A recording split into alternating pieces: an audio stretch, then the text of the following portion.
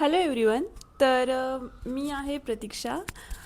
मला एक 9 महिन्याचा मुलगा आहे.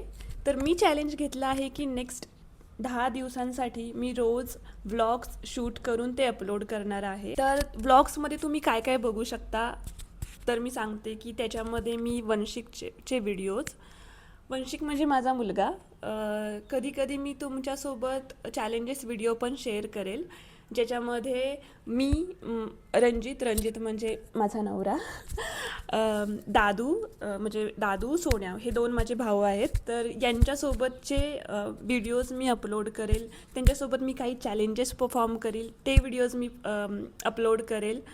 तर हे झाला व्हिडिओचा भाग. आता हे चॅलेंज माझ्यासाठी आहे की मी next 10 days regularly video upload करू शकते की नाही करू शकत.